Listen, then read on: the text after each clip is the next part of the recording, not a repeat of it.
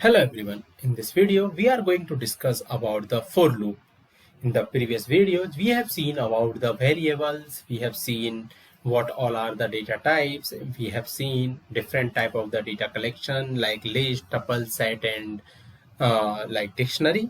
In this video we will discuss about the for loop. So for loop is basically it iterate over a sequence of the numbers, or we can say like it do the iteration over the list, tuple or string also, and we can take any other type of iterable object.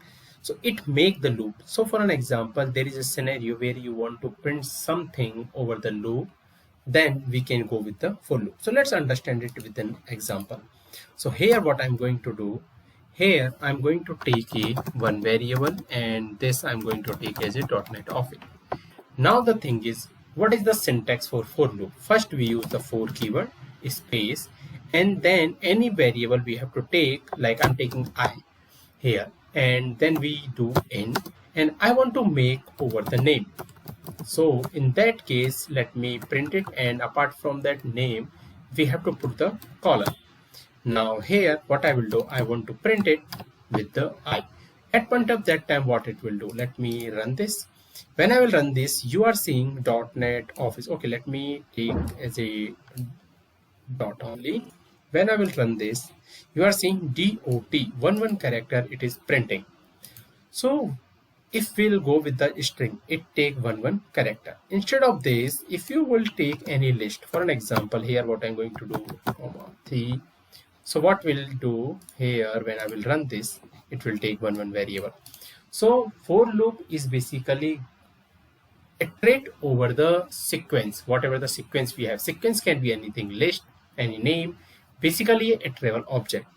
Another thing, for an example here, what I'm going to do, let me take like number, and let me take it from the user. So how I will do, input, please give number.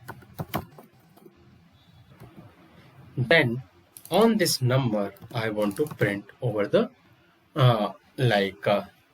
means I want to print that number. So for an example, at point of that time, what it will do, let me do it. So here I'm just saying 3. When I will hit enter, it is giving error because it's a number, it's not a table.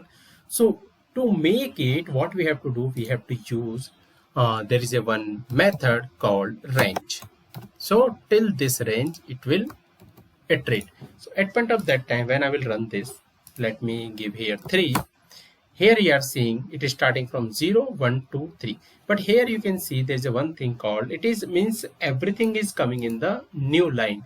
What I want, it should print in the same line only. So what I can do, let me take, there is a one parameter and that is end, and let's put it as an empty. When I will run this, what it will do, let me first give 3, 0, 1, 2, it is giving. And if I will give a space, let's run this again, here 0, 1, 2.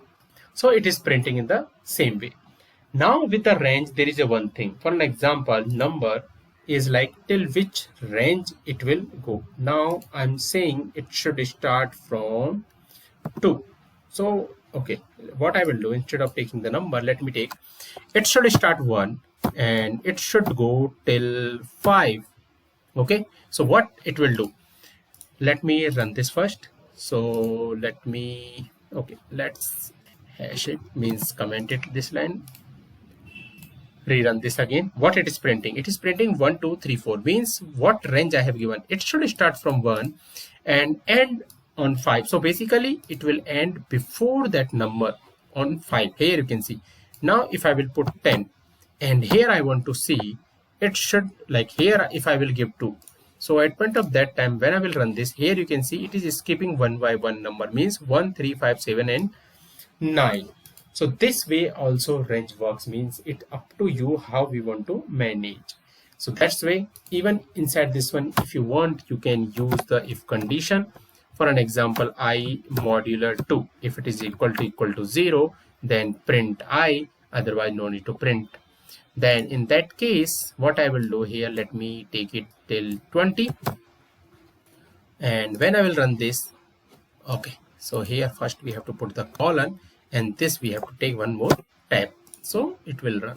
So run this. Here you are seeing it is not giving anything, and reason is obvious, because we are just skipping it with the 2, and every time it will be the OR. So 1 I will take it as a 0. Let me run this. Here you can see it is giving all the number which is modular is 0. So this is the way we use the for loop. For loop is basically to iterate over a sequence. When we want to print something one by one, then we can go with the for loop. So that's it all about this video. If you have any question and doubt, please comment. Thank you.